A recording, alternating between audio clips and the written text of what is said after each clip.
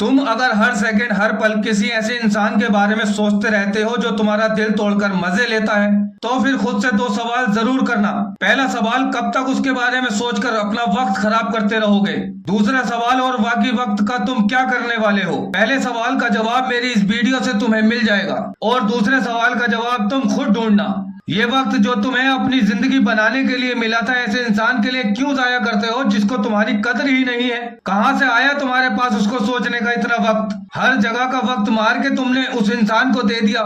ना ही वक्त पर सोते हो, ना ही वक्त पर खाते हो, और ना ही अपना काम सही तरीके से करते हो। तुमने ऐसे इंसान के लिए अपना सारा वक्त मार डाला जिसको तुम्हारे होने ना होने से कोई फर्क ही नहीं पड़ता।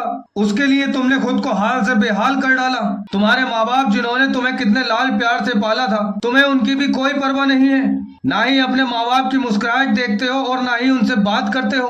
तुम अपनी कामयाबी के कितने ख्वाब देखते थे, अपने सारे ख्वाब भी मार डाले तुमने। वो वक्त भी तुमने उसकी यादों को दे दिया।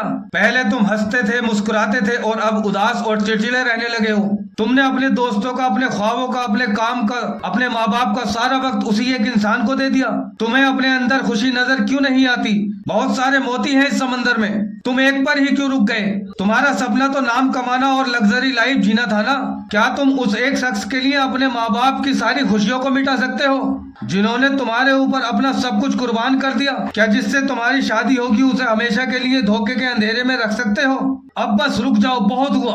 खुद को और जो लोग तुमसे उम्मीद लगाए हुए हैं सबको दिखा दो कि तुम हारने के लिए नहीं, जीतने के लिए पैदा हुए हो। और इस बात का यकीन रखो, जब तुम जीत कर लौटोगे उस वक्त जो लोग तुम्हारा वेलकम करने के लिए सबसे आगे आएंगे वो तुम्हारे माँ बाप होंगे, और फिर भाई बहन, और तुम्हारे दोस्त होंगे। और थोड़ी आगे बढ़ोगे तो वहाँ पर तुम्हारे साथ काम करने वाले लोग मिलेंगे, और वो गरीब बच्चे होंगे जो तुम्हारी कॉपियां और किताब देने की वजह से कामयाब हो गए। और आगे चलोगे तो वो लोग भी मिलेंगे जिन्होंने तुम्हारे कामयाब होने में मदद की होगी। उनका शुक्रिया अदा करना और दिल से उनकी इज्जत करना। और आगे चलकर अनजान लोगों की भीड़ में तुम्हें वो इंसान भी मिलेगा जिसको तुम हर वक्त याद किया करते थे, जिसकी याद तुम्हें हर पल रुलाया करती थी, जिसने तुम्हें नालायक बताकर छोड़ दिया था, जिसके अपनी जिंदगी से जाने के बाद तुम बहुत रोते थे, जिसको देखने के लिए, बात करने के लिए गिड़गिड़ाते थे, उससे मिन्नतें करते थे। वो इंसान जब तुम्हें कामयाब देखेगा तो अपने किए हुए फैसले पर पछताएगा, अपनी ही नजरों में शर्मिंदा हो जाएगा। उसे अपनी गलती का बहुत ज्यादा एहसास होगा कि उसने तुम्हें समझने में बहुत बड़ी गलती करी थी। उसने तुम्हारे प्यार को ढोंग समझा था, उसने तुम्हें नकारा, निकम्मा समझा, जबकि तुम ऐसे बिल्कुल भी नहीं थे। तुम अपने प्यार को लेकर ईमानदार थे।